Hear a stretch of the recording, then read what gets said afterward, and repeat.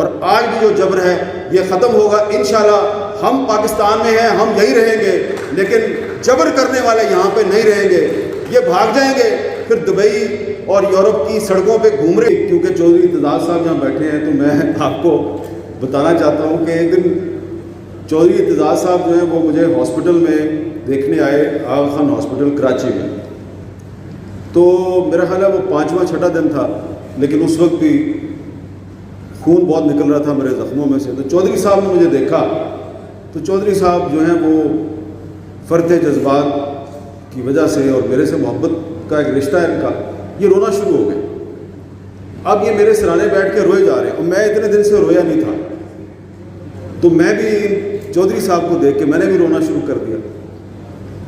تو جب چودھری صاحب چلے گئے تو ڈاکٹر آیا. ڈاکٹر نے کہا یار آپ 5-6 دن نہیں روئے, تو اب آپ کیوں روئے؟ میں نے کہا جی وہ چودھری صاحب رو رہے تھے تو میں اس لیے رو رہا تھا کہ چودھری صاحب رو پڑے, تو باقی تکلیف کی وجہ سے میں نہیں رویا. اس کے بعد انہوں نے مجھے کہا کہ آپ کو ہم نے یہ بتانا ہے کہ کچھ ہم پہ ذرا پریشر ہے, تو آپ کے لیے ایک ایئر ایمبولینس آئی ہے UAE سے, وہ لینڈ کر گئی ہے کراچی میں. اب ہم آپ کو 2 گھنٹے میں ادھر سے لے کے جائیں گے اور پھر خدا حافظ. اب آپ کا باقی علاج جو ہے وہ باہر ہوگا. میں بڑا حیران ہوا. میں نے کہا کہ ایسی کون سی ٹریٹمنٹ ہے جو آپ نہیں کر سکتے اور وہ باہر ہونی ہے؟ انہوں نے کہا جی کہ 2 گولیاں جو ہیں آپ کی وہ ہم نہیں نکال سکتے, وہ نکلوانی ہیں. تو اس دوران میں چپ کر گیا. تو چودھری صاحب میرا ایک کلیگ جو ہے وہ آیا میرے پاس اور اس نے مجھے ایک چیز دی, ایک دھاگا سا تھا. میں نے کہا یہ کیا ہے؟ اس نے کہا یار نیچے ہاسپٹل کے لان میں بہت سے لوگ آپ کے لیے دعائیں مانگ رہے ہیں, تو یہ کوئی غریب عورت ہے بلوچستان کی ہے, یہ اس نے کوئی کہا کہ یہ امام زامن ہے 5-10 روپے کا, یہ اس کو دے دو. تو میں نے اپنے کلیگ سے کہا ذرا جا کے پوچھو یہ عورت کدھر سے آئی ہے اور اس نے امام زامن مجھے کیوں بھیجا ہے. تو وہ واپس گیا اور آیا. اس نے کہا تربت سے آئی ہے اور وہ کہتی ہے کہ میرا بیٹا جو ہے وہ لاپتہ ہے, تو یہ مجھے پتہ ہے اس کو اس لیے گولیاں ماری ہیں کہ یہ لاپتہ لوگوں کے لیے آواز اٹھاتا ہے, تو اس لیے میں اس کا تربت سے پتہ لینے آیا. میں نے فوراً ڈاکٹر کو بلایا, ڈاکٹر انعام پال صاحب. میں نے ڈاکٹر صاحب کو کہا ڈاکٹر صاحب میں نے پاکستان سے نہیں جانا. کہتے ہیں کیوں؟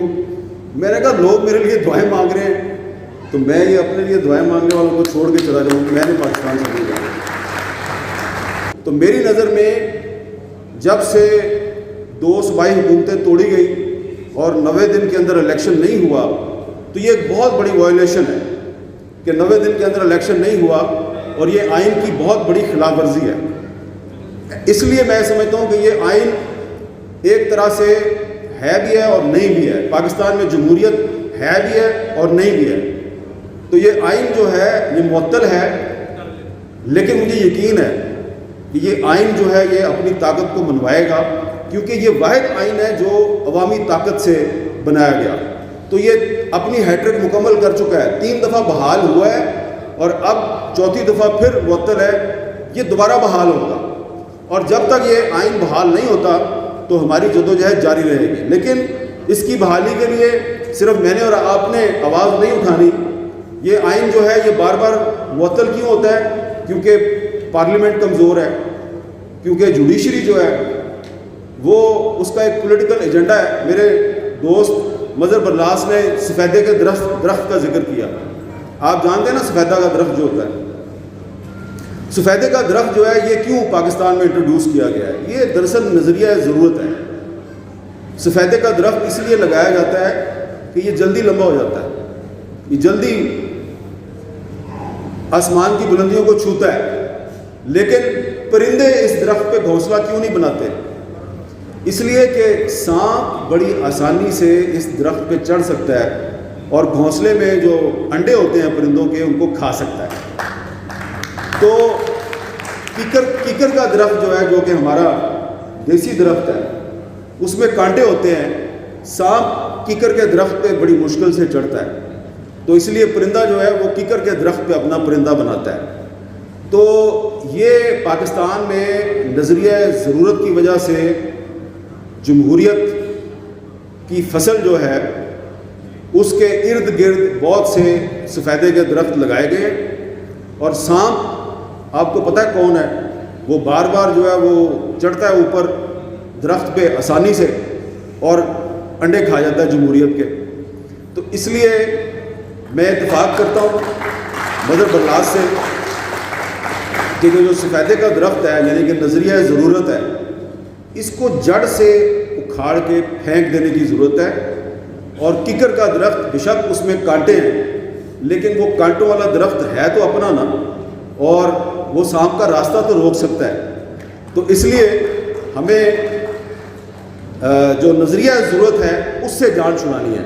تو پارلیمنٹ کو بھی اپنا کردار ادا کرنا ہے، جوڈیشری کو بھی کردار ادا کرنا ہے۔ جب پارلیمنٹ اور جوڈیشری کردار ادا کرے گی تو اس کے بعد پھر جو میڈیا ہے وہ بھی کوئی کردار ادا کر سکتا ہے۔ تو اس وقت تو صورتحال یہ ہے کہ جو مشرف کے دور میں پابندیاں تھیں وہ آج بھی ہمیں نظر آ رہی ہیں، جو ضیاء الحق کے دور میں پابندیاں تھیں وہ ہمیں آج بھی نظر آ رہی ہیں۔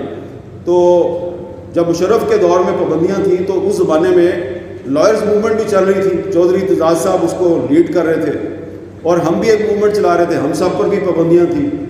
تو ہر جگہ پہ میں حبیب جالب صاحب کا کہ کچھ اشعار پڑھا کرتا تھا، اور اس کے بعد مجھے پیغام ملتا تھا کہ اگلے جلسے کے شعر نہیں پڑھنا، نہیں تو تیرے منہ تے تیزاب چھوڑ دیں گے۔ میں پھر پڑھتا تھا وہ شعر، میں دوبارہ پڑھتا تھا، میں بڑا مجھے ایک اندر سے نا تسکین ملتی تھی کہ یہ شعر جو ہے نا یہ چبھتا ہے ایسا۔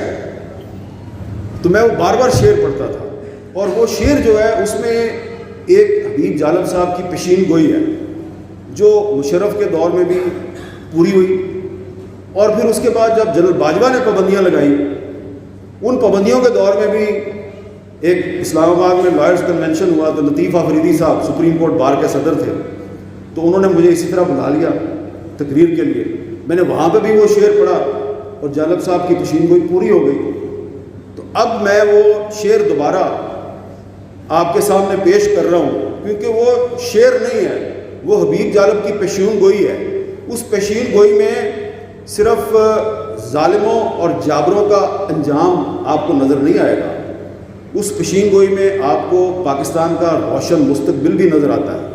جالب صاحب نے کہا تھا، میرے ہاتھ میں قلم ہے، میرے ذہن میں اجالا، مجھے کیا دبا سکے گا کوئی ظلمتوں کا پالا، مجھے فکر امن عالم تجھے اپنی ذات کا غم، میں طلوع ہو رہا ہوں تو غروب ہونے والا۔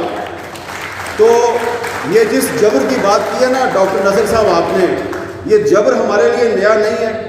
اس جبر کے خاتمے کے لیے جس حبیب جالب نے جدوجہد کی اور پیشین گوئی کی، یہ جبر ضیاء الحق کا بھی جبر ختم ہوا، پرویز مشرف کا بھی ختم ہوا، جنرل باجوہ کا بھی ختم ہوا، اور آج بھی جو جبر ہے یہ ختم ہوگا انشاءاللہ۔ ہم پاکستان میں ہیں، ہم یہی رہیں گے، لیکن جبر کرنے والے یہاں پہ نہیں رہیں گے، یہ بھاگ جائیں گے، پھر دبئی اور یورپ کی سڑکوں پہ گھوم رہے ہوں گے، اور ان کی جو ویڈیوز بنا کے آپ لوگ ہمیں بھیجیں گے اور ہم آگے سے دکھائیں گے۔